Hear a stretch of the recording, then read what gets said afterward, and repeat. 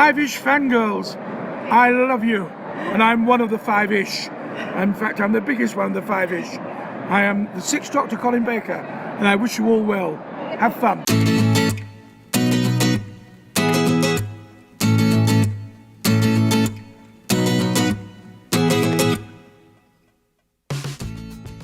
The tangents this week continue all the way to episode 384. Five-ish Fangirls podcast of all the innumerable possibilities you had to walk into mind. Welcome everyone to this week's episode of the Five-ish Fangirls podcast. So glad you joined us.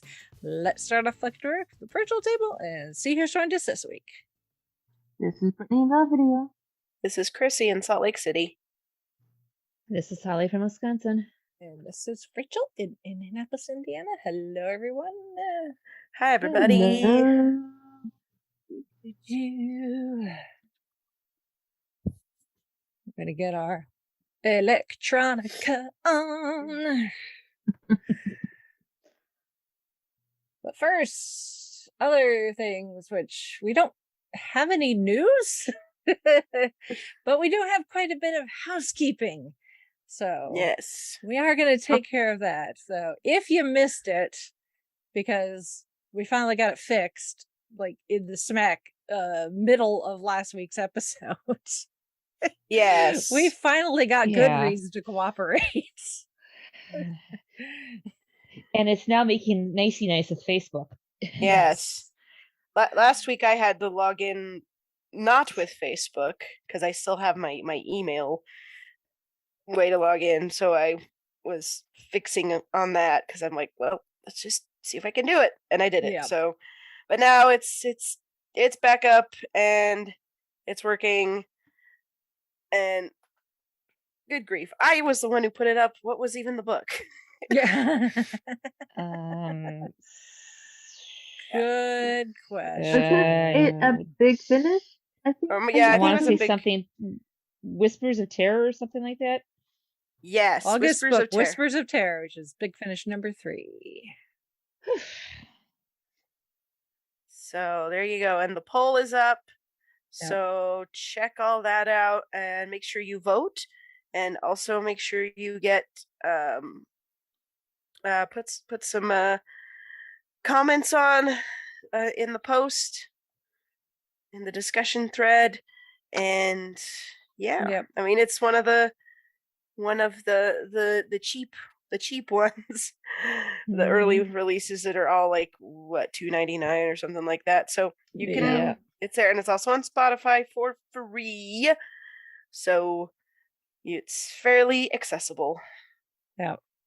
So again, Whispers of Terror. It's a Sixth Doctor and Perry audio. Yeah. So where is that? So, and speaking of Doctor Who and Big Finish, actually, so I just made an appearance on Next Stop Everywhere, the Doctor Who podcast. Yes, you with did. Nicely Charles Chaggs and Jesse Jackson, where we talked Big Finish number 48, Davros, which of course is a Sixth Doctor audio. done. Would I do anything else? Probably not. No. They asked you really nicely, but maybe. Yes. And Charles even came to me and he's like, here's some Big Finish. They're all Sixth Doctor. Pick one. And you're like, way to make my job hard. Yeah. Yeah. So, All of them, please and thank you. pretty much. So you can go listen to that wherever you can find Next Stop Everywhere, the Doctor Who podcast. And then for our Gold Standard Patreon supporters, so if you're not supporting Gold Standard, the Oscars podcast on Patreon yet, get to it, because this month's pick is now up for those patron supporters, and it is The Exorcist. Ooh. Happy back to school to you. Which is hilarious considering The Exorcist was released around Christmas time in 1970, whatever it was, 73. So Somebody got the Merry holidays mixed up. Merry Christmas and back to school Yes. to you. So yeah, you can, if you support Gold Standard on Patreon, you can listen to that along with all the others that we've done on Patreon as well. So, and then up for free, where anybody can consume, I have put up the Gen Con pictures on our Facebook page and an album, so you can go look at those. I would apologize if any of the food pictures make you hungry, but sorry, not sorry. Yeah. That means you just need to go have lunch. Yeah, pretty much. And the question is, do they deliver, and how much is Yeah. the delivery fee? Yeah.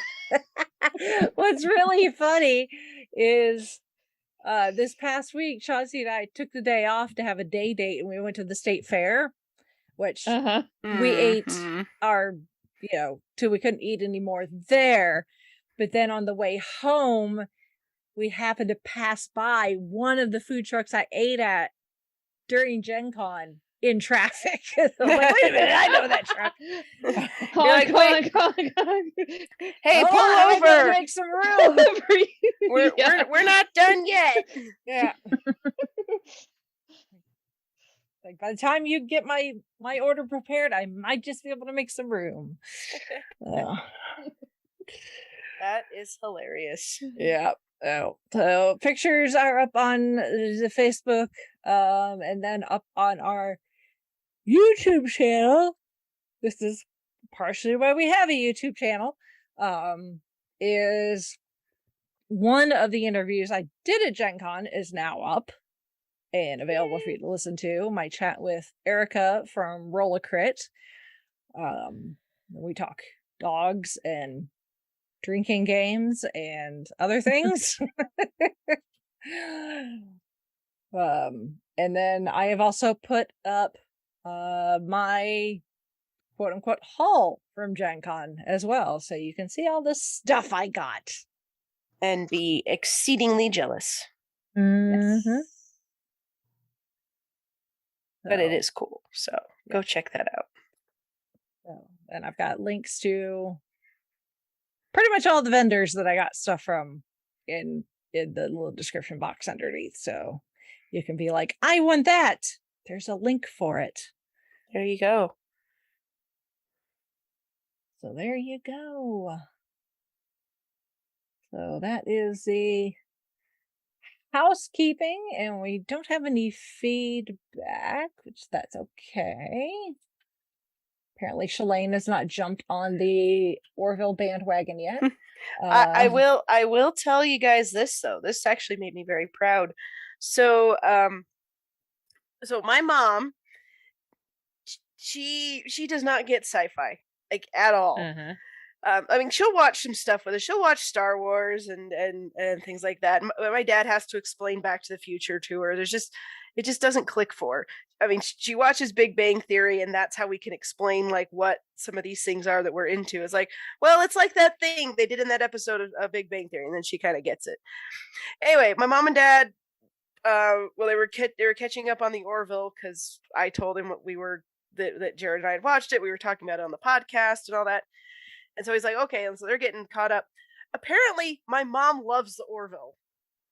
Nice. Like she like Bortus is her favorite. Like she just laughs, loves all the humor, and she gets it, and she's like way into it. And she's like the one like, hey, we need to watch the Orville tonight. Do we have more Orville to watch? It was so funny because we saw them over the weekend because it was Alex's birthday on Friday, and we had birthday parties for him pretty much all weekend. So we saw my parents on Saturday. We had a birthday party, and my dad was telling us about it, and I was like, cool. So my mom they haven't watched season 3 yet, or they were gonna start it that night. So that they had just finished season 2. So I was like, oh, mom gets it. Yay! Yay! So that was pretty awesome. I think she'll really like Bortus this season 3. I think so too. I think so. Yeah, Dad said that Bortus was just kind of just hit the right humor notes with her. So I was like, sweet. Mm. So anyway, so there's some pseudo feedback on the Orville from what we did last week. That's a little cool. bit, but I just had to share that because I'm like, yay, Mom. Awesome. Yeah. So, well, we are going to be very sci-fi this week. Get those quarters ready, people. Yeah, I mean, this is kind Mhm. of it's one of those that's become a cult classic. It was Mhm. reasonably successful in the box office, all things considering, and it did really well merchandise wise. And it was actually went over fairly well with the critics, but even then, that during that time it was considered a flop, but it has since become, a cult. Has a cult following to it. Obviously, enough for them to give it a sequel. Mhm. You know, Yeah. so Now, 20 something years. I don't know. did it come out? Did it come out like the same year that one of the Star Wars movies, or am I thinking of something else? Because I feel like that was a factor. Well, it was in- 1982. Oh, okay. Well, maybe okay. 'Cause So, but And I think I Jedi mean, came out in 81 or 83. Jedi came out in '83. I Yeah, wasn't sure okay. if Tron came out in '83. So like, oh boy, yeah. that would have. But yeah, I couldn't remember because I had watched a video on like someone talking about it was a flop, but it was because it was up against some other big movie. So I guess it wouldn't have been Star Wars then.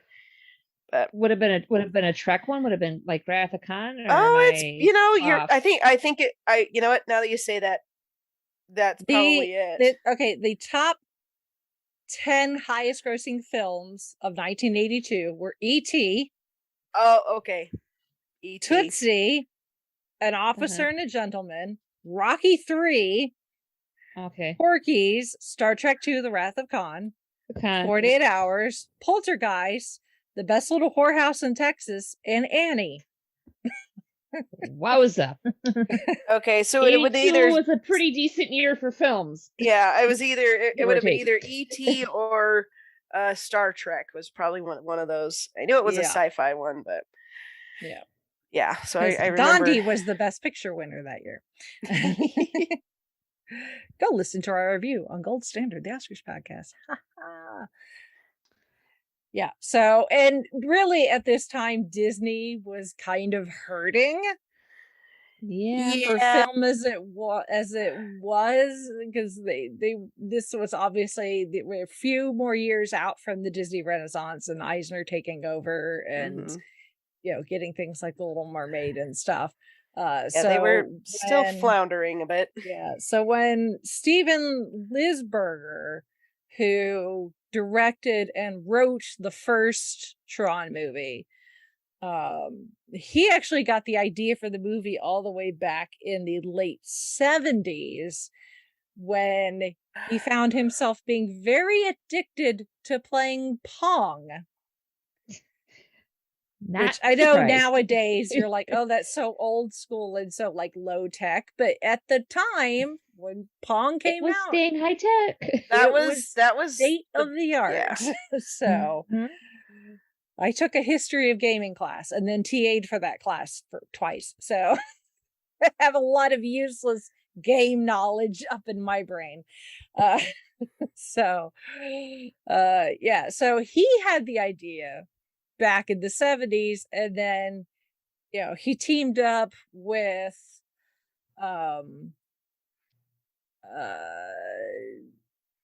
this other guy, and they created like their own little like animation special effects kind of studio and kind of cobbled together something that they could pitch to the studios. And so then they went around, Hollywood being like, hey, we got this idea for a movie. It'd be really state of the art, really sci-fi, like, woo, weird colors and strange effects and all this crazy stuff. And the studios are like, no, thanks. Bye. the exits that way. And they finally got to Disney, and Disney's all like, well, I mean, $10 million is a lot for a first-time director, but we can't really do any worse than we're already doing as a company. So sure, why not? Let's go for broke. Go big or go home. Yeah, Seriously. yeah. And so they were like, It Yeah, can't get sure. any worse, can it? how would you like Jeff Bridges? Because actually, they were thinking David of Warner's Robin nothing to sneeze at though either. So that too. Well, they were thinking of Robin Williams actually for the Ooh. Kevin Flynn role, but then they decided that maybe they wanted to make it a bit more serious. That was probably a smart play. Yeah. Because at that point, Robin had not shown that he could be a serious, quote unquote, serious actor quite yet. Mm-hmm. Good Morning Vietnam is still a bit of ways. Yeah. So, but Jeff Bridges is he's been a hacker in a way. at this point, he had been a well-established actor for right. a long time. He comes from a lineage Storied of, family history of acting. So it wasn't that they knew that they could get somebody who was established as as an actor really easily for this. But yeah, I mean, David Warner is not anything to sneeze at as far as acting as acting is concerned as well, with things like The Omen, and of course, A Christmas Carol, because he was an English actor, so you got to do Dickens and or Shakespeare at some point. We ended up seeing him in Titanic much later. But yeah, I mean, the story is kind of fairly straightforward if you take away all the fancy schmancy technical stuff where it's a guy working for a technical company. He's super smart, someone steals his ideas and gets all the fame and glory with it. He's stuck trying to find 2 pennies to scrape together to feed himself, while trying to re-legitimize his name in the industry and try to find a way to prove that the other guy stole his work and bring down the bad guy, essentially. This no good guy.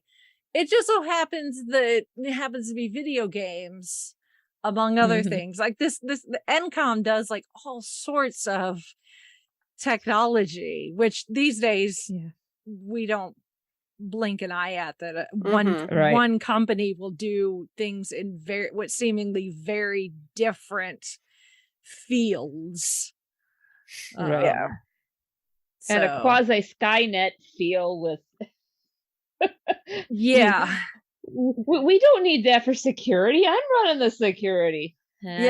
See you, computer. Let's put all eggs in one security basket and that'll be fine. It's just the year after this movie was go wrong. Yeah, really. It was a year after this movie was released, we got War Games. And what did they do? They put all of their eggs into one security basket. Would you like to play a game? Exactly.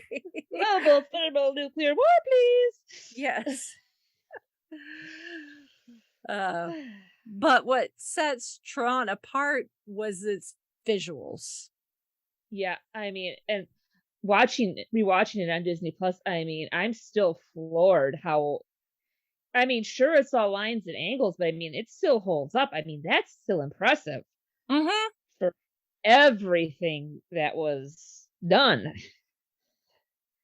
Yeah, and considering I mean, I hate to say it, I kind of So- like the design style from Tron versus Legacy. But that's just me, though. it has a certain very what's the word I'm looking for? It has a very Nostalgic feel. Charm, yeah. nostalgic. It has a very organic look Yeah. to it for being as Mhm. futuristic as it is. It still comes off as very organic, and they were able to use because what they were doing was a lot of backlighting Yeah. Oh, on the cool. set Yeah. on the sets, doing a lot of having to draw. They like all the stuff inside the grid was filmed in black and white and then colored in. Yeah. Wowza. See, So, it's which is why yeah. everybody's faces look like, black and white set, not very colorful compared to everything else. So, yeah. I mean, you could go online and read about all of the technical stuff. I'm not going to get into that because I don't understand what a lot of it means, to be honest with you. And probably isn't very compelling just to be read about. Go find some making of type stuff on YouTube, and I'm sure that'll be way more compelling. But at the time, with the technology that was available, like the computers that they used, or the computer that they used for the special effects, had 330 megabytes of storage. Yep. That's megabytes. I have the iPhone 11 that has like 125 or like 128 gigabytes of storage. Right. Yeah. I mean, every time I look at movies from this time period and before, and when and obviously we'll talk about Star Wars is kind of the obvious one, but there's all these like Tron and all these others that it's like you watch them now and you're like, how in the world did they manage that? Because you just watch a movie now and you're like, oh yeah, they did that with computers, no big deal. But now, but back then, no, they had to do Computers were in their things. infancy. Yeah, I mean, they had computers, but Mhm. they are nowhere as good as, and you could argue that too much computer graphics, CGI, and all that kind of stuff actually detracts from the movie because it just doesn't feel real. But like a movie like this, or even we saw Top Gun Maverick a few weeks ago, and a lot of that they actually did. I mean, there was some computer wizardry aiding it, but when you realize that no, this is stuff they really did, and you actually feel that that peril or that exhilaration. And same thing here with Tron. It's they filmed that. They filmed all those action scenes. They filmed all that stuff. They just in post production they colored it in, or whatever they did with it. And it's just, to me, it's always been a lot more impressive that they can do that. Yeah, there's a lot of stuff they can do with computers now, and yes, it takes a lot of work and a lot of time and a lot of hours, a lot of people working for a long time. But at the same time, it's like, wow, you actually did that stuff, or you built those models, or whatever else you're talking about. And it's just, I don't know. I mean, there's just something. We're about only 5 years out from the first Star Wars, which was pretty much all practical effects. It had to be because whatever. Yeah. And the crazy they had thing to smudge they had to smudge the lens to get rid of the wheels for the yeah. I mean, it was all craft. these. Yeah, it's all these. I don't know, just like jury rig, with some chewing gum and fishing line. So, but it looks cool, and you realize what they had to work with, and it looks that good.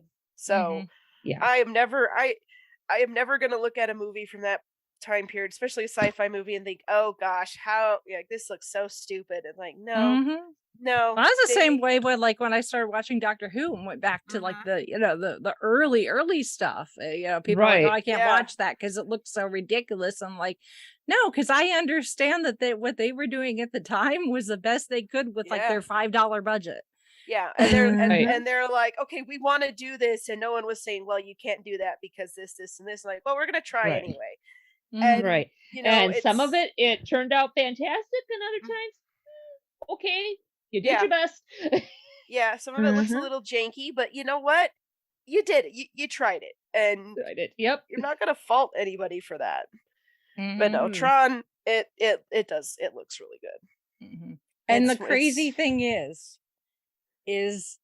the Academy Awards that year, it was disqualified from being nominated for Best Special Effects because at the time the Academy felt that using computers was cheating. Oh my word. Okay. Oh, how the Wowza. times have changed. I was gonna say, I'm like, huh. They were robbed. Hmm. Okay then. Yeah. Wait, well, the Academy is always like 5 or 10 years behind the rest of the world, so That is very true. Valid point. Again, Very valid point. go listen to Gold Standard. Yeah. They weren't really doing like special effects for that long mhm. anyway. But I mean, I can't say it lost because it never got nominated, but the winner that year for best visual effects was E.T. Well, okay. Yeah. up against Blade Runner and Poltergeist, which of those, as I mentioned, the effects in Poltergeist have not held up. So No. Mm-mm. thank goodness it did not win. Because that'd be really Yeah. embarrassing. Yeah. But yeah, it's so crazy that 40 years ago the Academy is like, no, computers, that's cheating. Oh boy. And then, in what, 90, Beauty and the Beast got nominated for Best Picture, and it Mhm. used some computer. Yeah. That ballroom So- scene. I mean, you can't tell ballroom me there wasn't scenes, some computer help there. Yeah. Yeah. Oh yeah. yeah. It there was Yeah. definitely. Well, Mhm. and John Lasseter, love him or hate him, we'll ignore the personal stuff, but John Lasseter, just as a creator, has said that really, if it wasn't for Tron, there might have not been a Pixar. Yeah. Wow. Now that's saying a whole lot right there. Yeah. Granted, he's not the only person that helped found Pixar. He kind of had a few Right, other but people still. there too, but still. Yeah. But yeah, there's a lot of people that were very, very influenced by the original Mhm. Tron, and we would probably not what we have now entertainment wise if it Mhm. wasn't for movies like Tron Yeah. pushing the envelope despite what the Academy might think.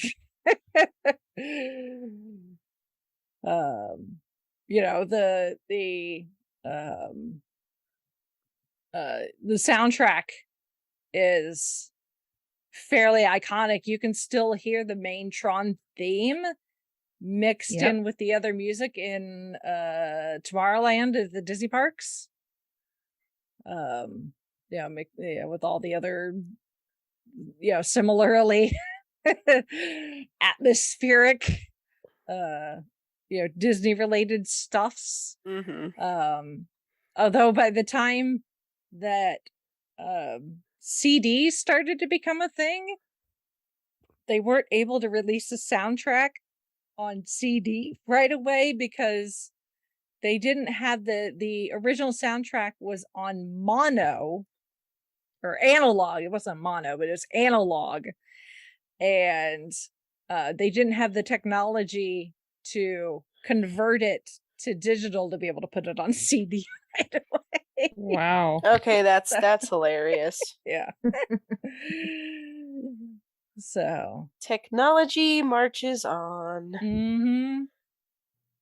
yeah. So, but like I said, this Mhm. was, it did halfway decent. I mean, opening weekend, it $4 million in between the US and Canada. It's opening weekend, which nowadays that's like, that would be a flop these days, but this is 1982 money. It Right. went on to Yeah. get 33 million in the US and Canada and 17 million overseas. So $50 million approximately worldwide. It was Disney's highest grossing live action film for 5 years. Wow. So, because by the mid to late 80s, we would have new people in charge and Touchstone helping to rake in the big bucks. So, Yeah. And it made $70 million in merchandise sales. Well, of course. That's where the money is.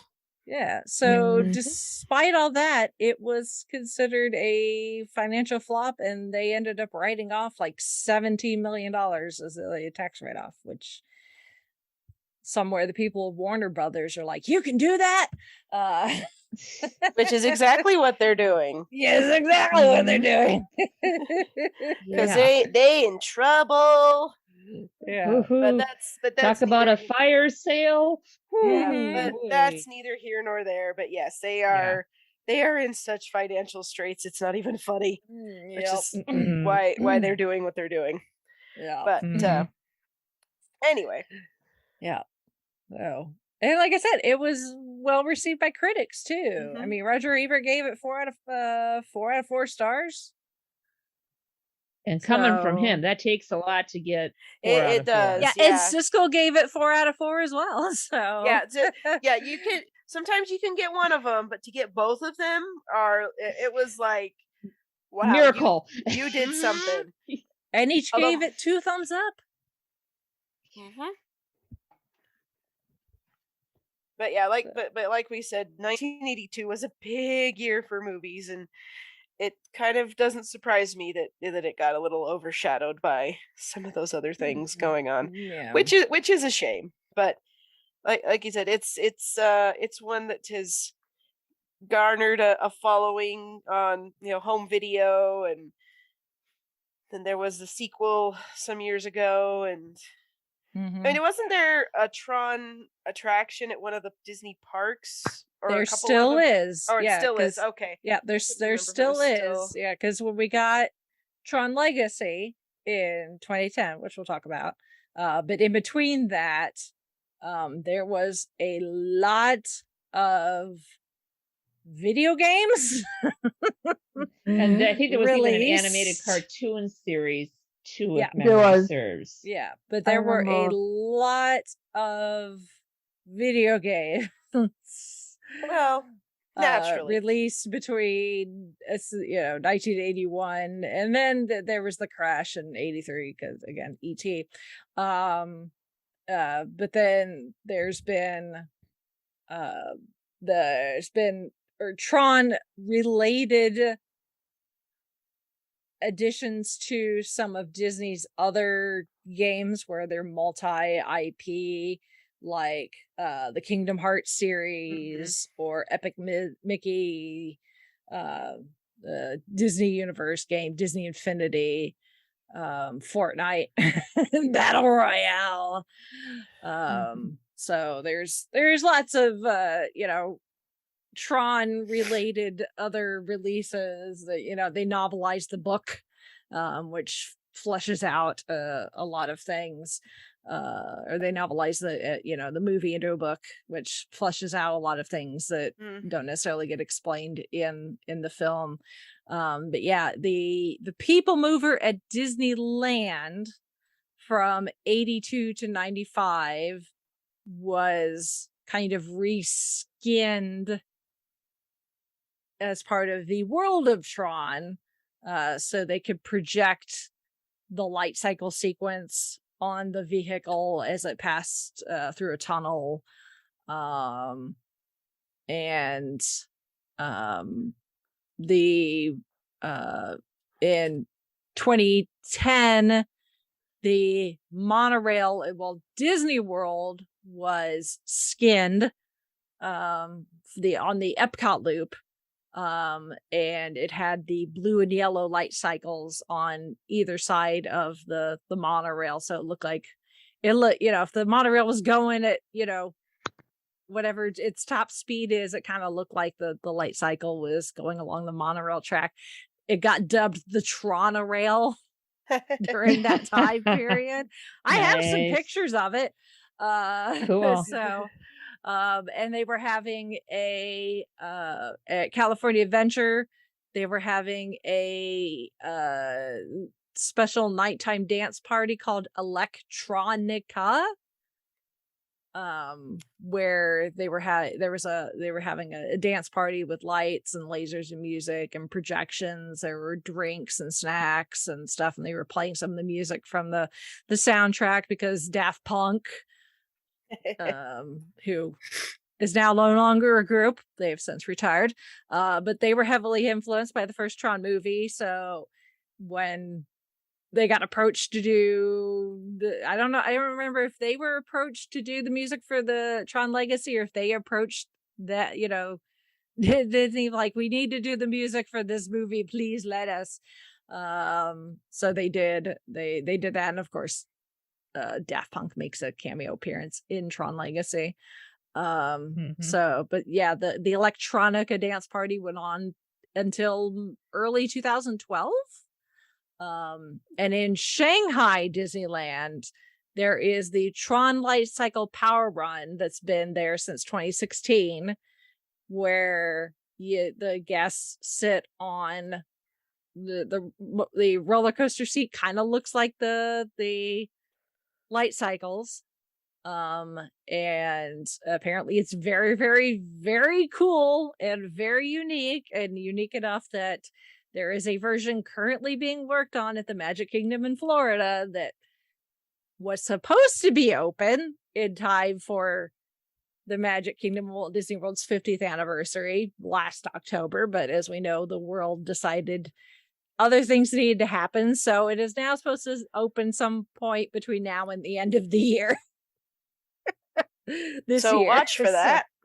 Yeah. So I think it's close. Because people have seen the vehicles, the ride vehicles out going for test runs. Obviously nobody on them, but doing test runs and stuff. So that means it should be getting close, I hope.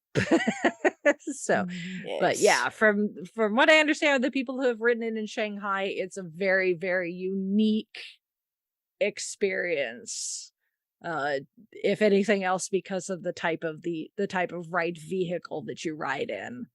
But it's supposed to look really cool and sound really cool, and I think it'll be really awesome once it opens in the Magic Kingdom. So yeah, that's gonna be really awesome. So again, just because the movies didn't necessarily do that well doesn't mean that there's not enough call for it to be able to utilize it. Because, like I said, we got the sequel, Tron Legacy, in 2010. And Disney started teasing it in like 2008. And then finally got to the point where they were doing real proper teasers at like San Diego Comic-Con and stuff in 2009, 2010. So they were promoting this movie for several years. Like, let's hope we get it right this time. Yeah. And obviously technology, as far as special effects, has advanced leaps and bounds. Yeah. Well, it's it's always interesting that they're like, oh, this movie was a flop, it didn't do well, but yet you have, people. You have the merchandise, you have the park attractions, you have the you say it's get a cult following. It's kind of like Princess Bride in that regard. It gets noticed on home video, and it's like, was it really a flop? I mean, I guess in terms of box office, if that's all you're looking at, but I think. I mean, and I know the film industry is going to do what they're going to do, and whatever. But I just kind of look at this. I'm like, I think you need to reevaluate your definition of a flop, and because there's some that are just they stand the test of time. Like there are some movies that you talk about the ones that on Gold Standard, the ones that won, and some of them were like, I've never heard of that movie, but yet there was another movie that same year that's like, awesome, I love this movie, I've watched it a million times. So I honestly would not consider that one a flop, even though its initial theatrical run, it didn't make a lot of money. Well, so Mhm. what? Who cares? 40 years later, we're still talking about it. Mm-hmm. I'm just saying. But yeah, the movie industry is gonna do what it's gonna do, and who the heck knows why? But Yeah. Yeah. Well, and in because the sequel was coming out now that we were in the age of like people really being on the internet and social yeah, media and stuff, that they were able to utilize that to their advantage. So they were they started out with this campaign of Flynn Lives, hmm with Jeff Bridges' character, like Kevin Flynn is alive. And they would there were different websites that you could go to, and Flynn's Arcade and stuff. They would mail out tokens from Flynn's Arcade to people to help hype it up and that sort of thing. So they utilized that. So by the time the movie actually came out in late 2010,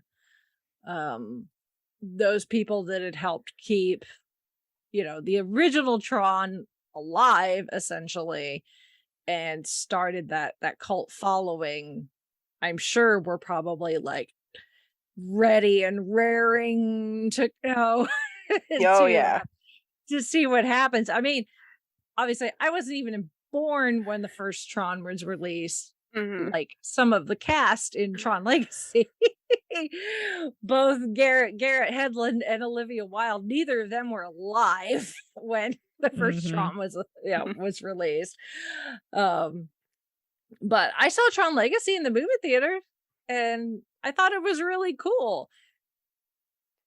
Now with both being on Disney Plus, it was really nice to be able to watch them back to back and catch all the nods that I didn't catch before, because there was so much time in between viewings. right.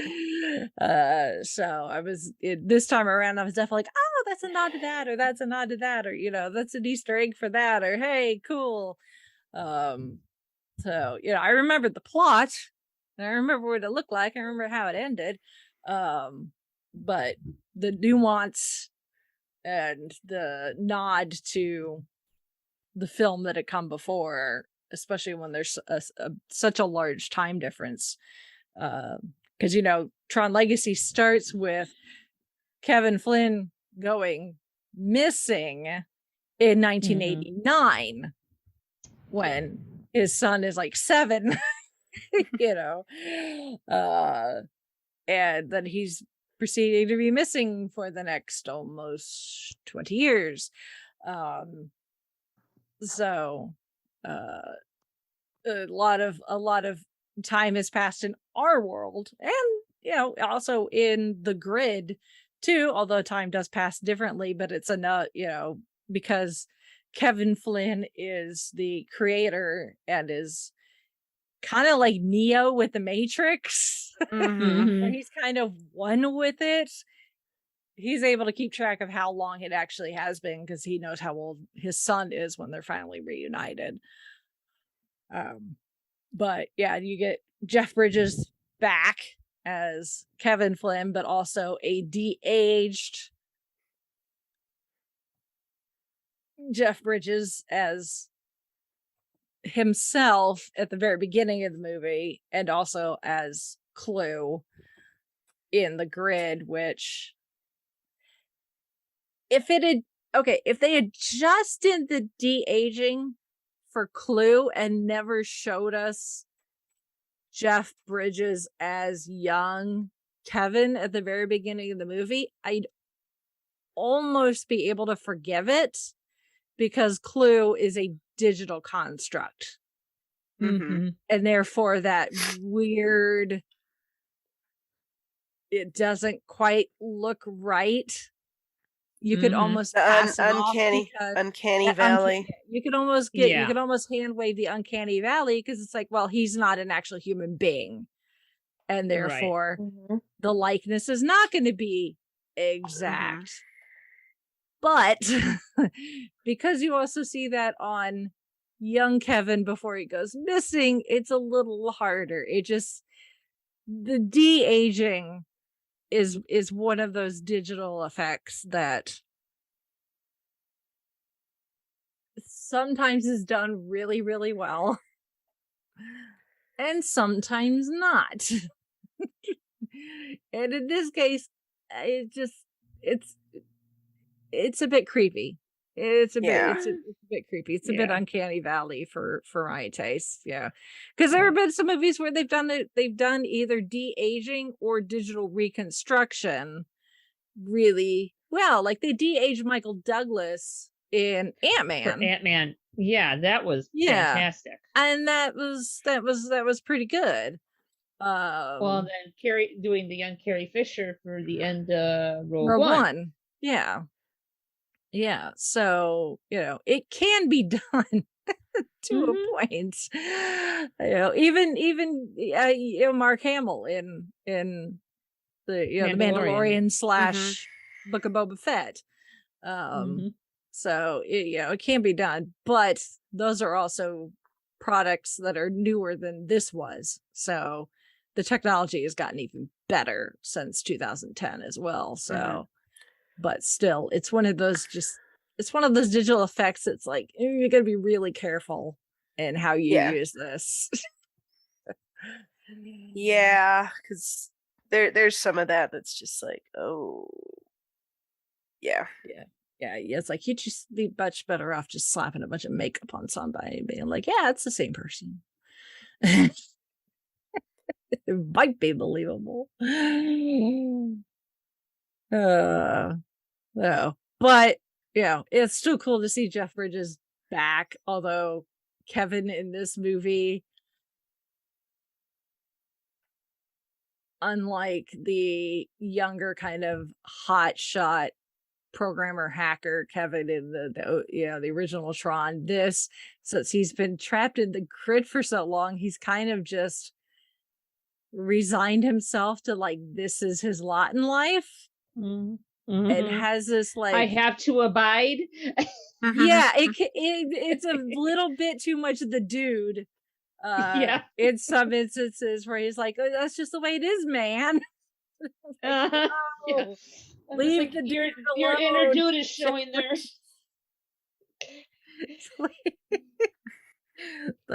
No, you can be zen without leading into the dude. Okay. Yeah. We don't need Lebowski moments right now. I think that's just Jeff Bridges, actually, to be honest. Yeah. I think you're right, Rachel. I think you're onto something there. Yeah. So, but it is nice to have him back. And then we got Bruce Boxleiter back as Alan Brady. Speaking of Orville. Yeah. Yes. Or Alan Bradley. So it was good to see him come back. And then we get it's just a short mention of the son of essentially our antagonist from the first movie. Mhm. But it's almost like they had an idea of how they were going to use him, and then the script changed, and then just kind of left him in there. Yeah. I think, like, we'll do something. We'll do something with you. Never mind. Like, and who? What? I don't remember. Yeah, it's like Dillinger. What? Who? Do we know you? I don't think so. I just think it's funny. He's Dillinger, considering Yeah. the famous robber Dillinger. Mhm. I have no Yeah. idea who you're talking about. No idea. Bad guy named Dillinger. Imagine that. Yeah. But yeah, the fact that it's with the OG Tron, like, your bad guy is both inside and outside the grid. Right. And this guy's the bad guy is just strictly inside the grid, really, Mhm. because Clue has become. I don't want to say Clue is corrupted. There was a video I watched on YouTube that I think brought up a really good point, that Clue, while obviously doing bad things, isn't necessarily being a bad guy, like a mustache twirling type villain, because you have to Mhm. remember that Clue is a computer program. He doesn't Right. think like a human. Obviously, he's become advanced enough to be able to think for himself, Right. but he doesn't. But his think still main line of programming is still is intact. It binary. hasn't- It's either yes or Right. no. Yeah. Right. And that hasn't and changed. his prime directive was make the perfect program.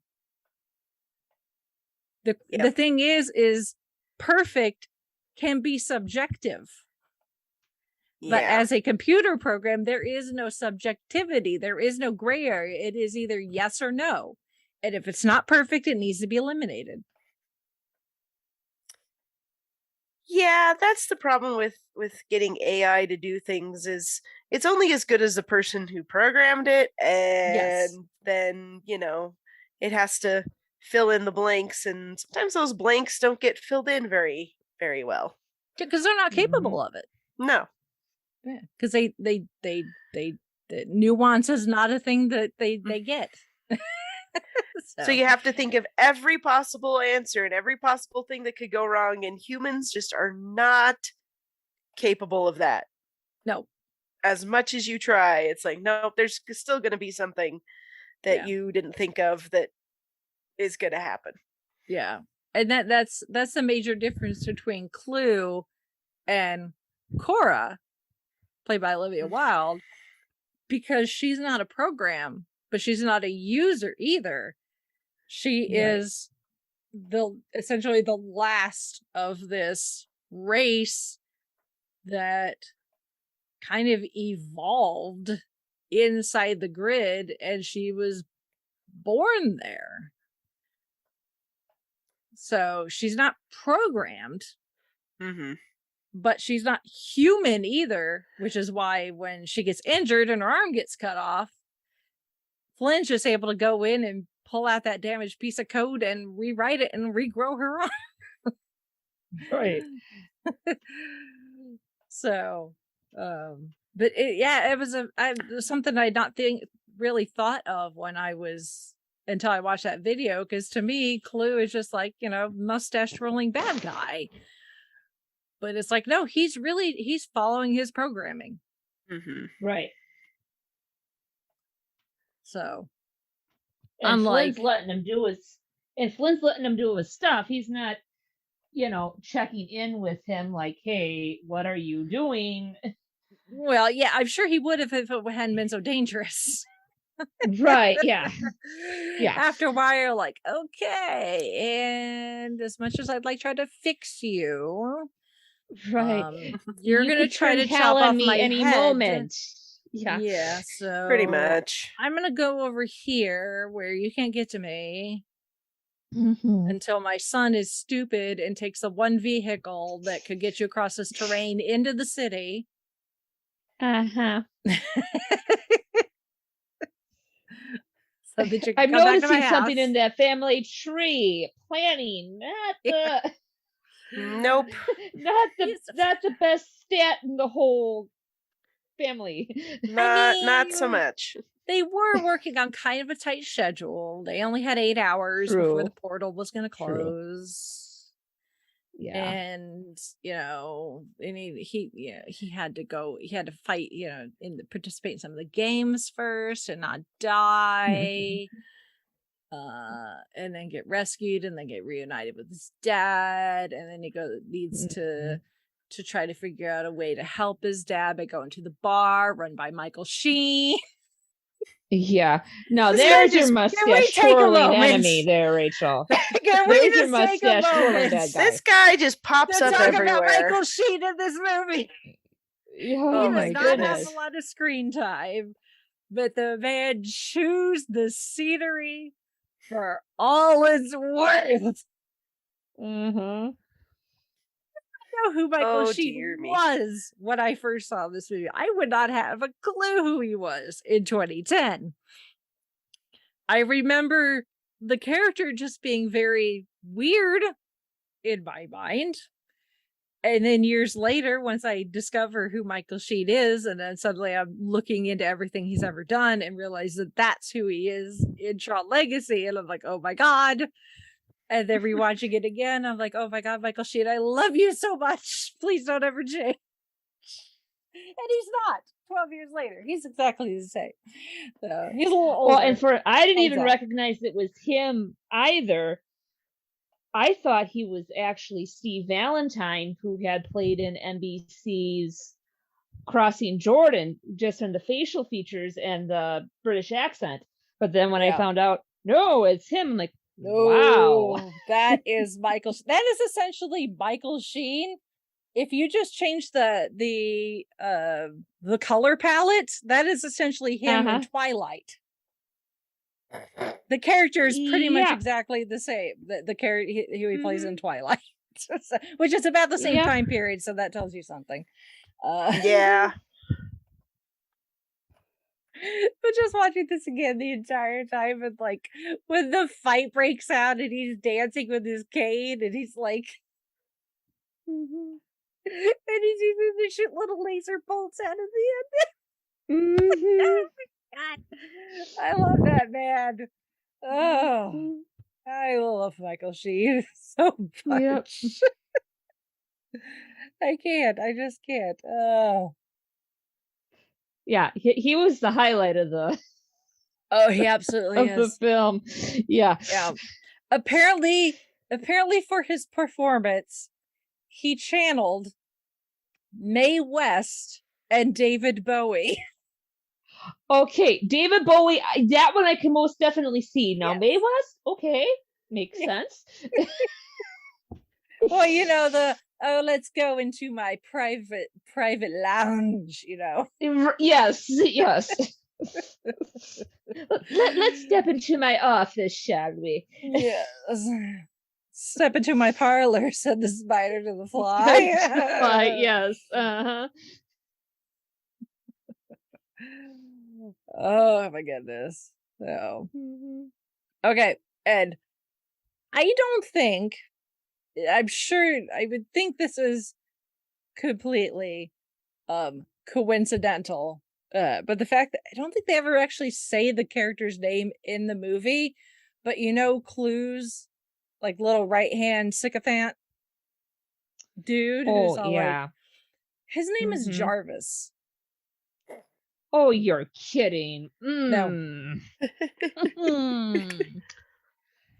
Yowza, you're giving Jarvis a bad name there, bud. Yeah. Yeah. Tony Stark's not happy. Yeah. And then you have Daft Punk as the DJs in the club. And Michael Sheen's mouse bar. heads and all. Yes. Well, they don't do the mouse heads. They just have kind of the motorcycle helmets. So. Oh, that's right. But yeah. I was thinking of something else, but they were large. Yes. Yeah, they are oversized. And the bartender at Michael Sheen's I was gonna call him Michael Sheen. I don't care what the character's name was. It's Michael Sheen. At Michael Sheen's bar, the bartender was Steven Linsberger, the director of the first Tron movie. cool. Oh. Wow. Now, I have to admit, when I was watching the end credits for Tron, I had to do a double take when I saw the Steve, but that Linsberger, I had to do a double take. I'm like, wait a minute. No, that's not Spielberg. Yeah. That's Linsberger. I'm just like, Spielberg was nope, busy there's not making a enough- different not movie. enough letters. Yeah. Senor Spielberg was busy making another movies, another movie that did win Best Special Effects. Yeah. He won with the alien for the affinity of for Reese's Pieces candies. Yeah. Yeah. So, okay, you want to talk the difference between special effects 40 years ago and special effects 12 years ago. Tron, they shot in like 100 days, something like that. It was definitely triple digits. Right. And then I don't know exactly how long it took them to do the special effects. It was a while. I think quite a bit. But Tron Legacy, they shot in 64 days. The post-production took 68 weeks. Wow. Wow. So a year and some change. Mm-hmm. Yep. So, and the computers these days have, I'm pretty sure, more than gigabytes of storage. You're probably into terabytes, if not bigger. Yeah. So, yeah. Yeah, there are They're tracking down time on supercomputers.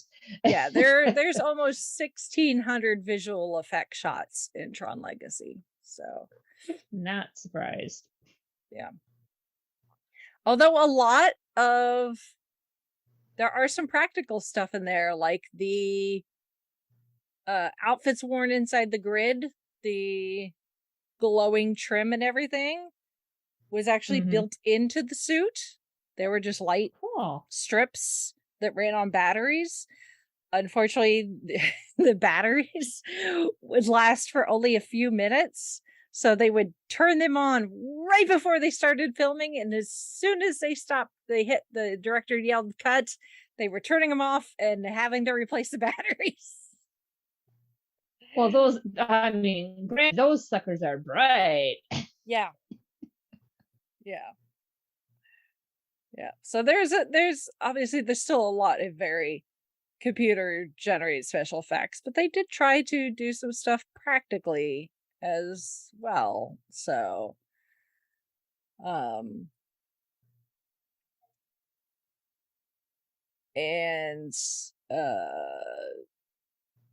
it ended up doing $43.6 million during the course of opening weekend in North America. It did get the top spot for the weekend, ahead of Yogi Bear. Oh, right. I thought that was It ended up grossing $68 million during its first week, surpassing $100 million on its 12th day of release. Outside of North America, $23 million on its opening weekend.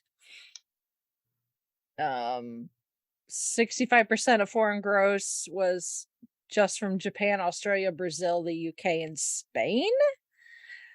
Wow. It performed best in Japan. By the following week, it got $65.5 million from foreign markets, bringing total gross to $153.8 million. So, obviously quite a little bit more money, but considering its budget was $170 million. Again, Although total box office, it's gotten to like 400 million, but still, um, you know, when your budget's 170 and it's making 150, Ouch. um, Hurts a little. yeah, it's just a little, um, no, uh,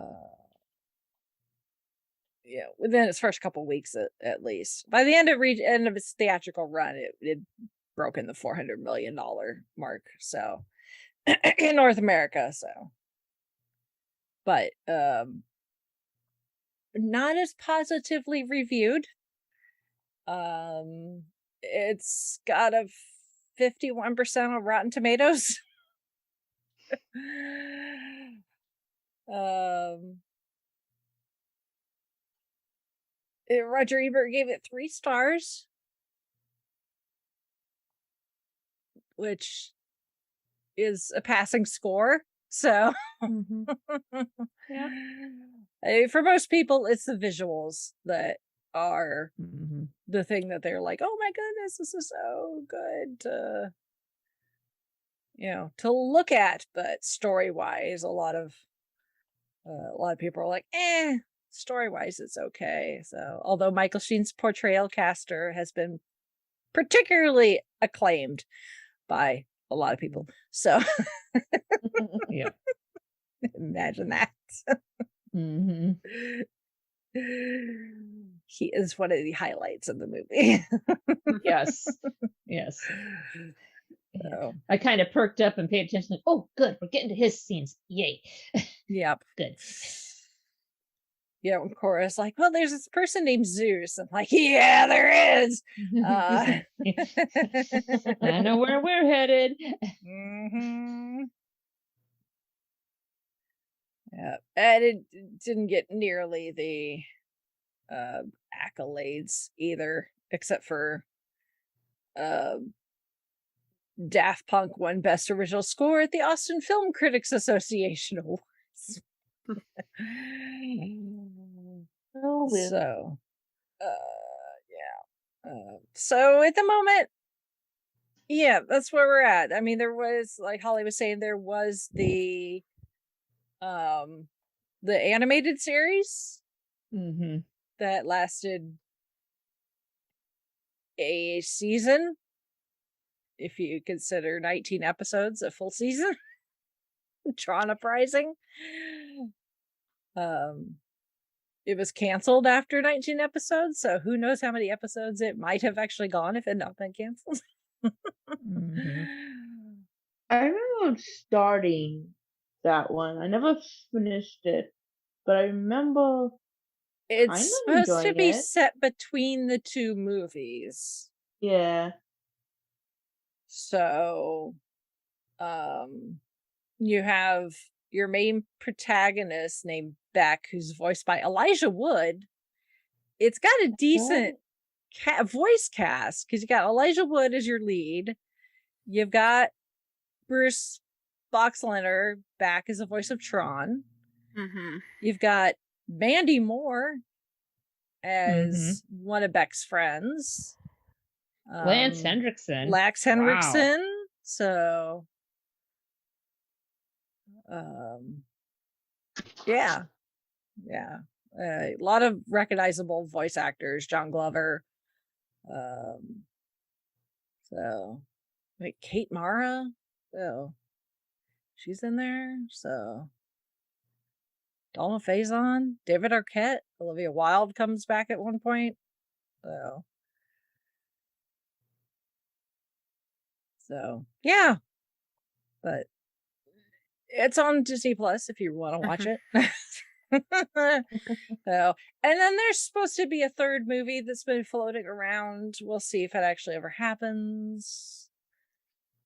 I'm not holding my breath. Yeah, just I'm not sure exactly what they could do Right. as far as Yeah. story. I mean, they did leave it kind of open on whether Kevin is still alive at the end. because he and Clue kind of merge, maybe, sort of. Again, they're kind of ambiguous. Tron may or may not be dead. He broke his programming, but he may or may not be dead. So, yeah, whatever, I guess. But supposedly,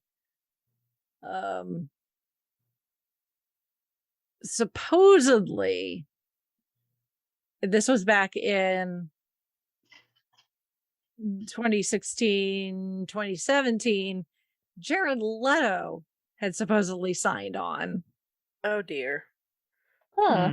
to play a new character, but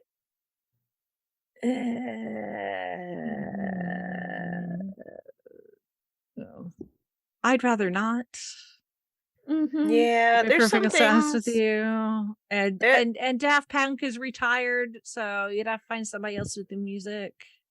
There are So- some things that like just let them lie. Let sleeping dogs lie, as they say. Exactly. Just release merch and get the ride open at Disney World, and we can be happy with that. Yeah. And we can listen to the soundtrack of both movies because they're both really cool.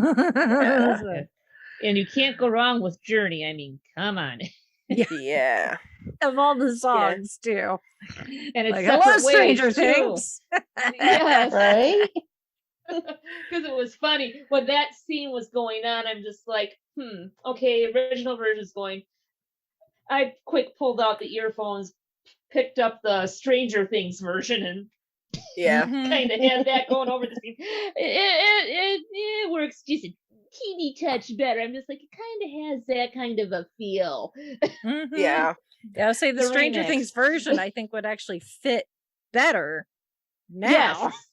Yeah. Yes, and Legacy, yes. Yeah. Because And it's the way original more separate electronic. bass in there. Yeah. Yes. Yeah. There's just some things you're like, yeah, we just want the Blu-rays and the merch, and we don't have to have another movie. It's fine. We're all fine here. Or if you want to do something, write some scripts, do another animated series. Yeah. Mhm. It's like And go there from are other there. things you can do. Yeah. Yep. Works for Star Wars. Yeah. So we're good. We're good, y'all. Yep. But anyway, I do look forward to writing the light cycles whenever it's open and I get back down to Florida. cool. Yeah. Anything else? Mhm. Okay. It's just it's one of those where Yep. Give it a watch. It's on Disney Plus, both of them. If you haven't watched them in a while, or if you've never watched either one, pop it in by all means. at but the very least, watch Legacy for Michael Sheen's performance. well, yes, there you go. Yes. There you go. And the music by Daft Punk. Yes. And enjoy a bit of a cinema pioneering as far as special effects go. Yes. Yes. But yes, so if any of our listeners have feedback, the comments, thoughts they want to send in about Tron or Tron Legacy or anything related to it, you can drop us some feedback. Our email address is fiveishfangirls@gmail.com. You can also visit our website, which is thefiveishfangirls.com. There you will find links to our social media where you can also leave comments, or to any of the many ways to support the podcast through Patreon or our merch shop, and a bunch of other ones that are listed there. And check out our YouTube channel. Like we said earlier, Rachel's been putting up stuff related to her Gen Con adventures and elsewhere. So check all that out. It's a lot of fun, and you always leave comments there too. And as always, we thank you for listening. Thank you for downloading and being our listeners, commenting on our social media posts, however it is you interact with us. We're glad you're out there and hope y'all are doing well with whatever it is you're up to. Mm-hmm. Cool.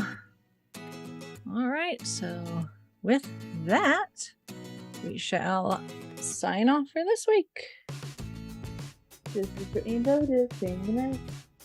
This is Chrissy saying goodnight from Salt Lake City. This is Sally from Wisconsin saying good evening. And this is Rachel in Indianapolis, Indiana. You're messing with my Zen thing, man.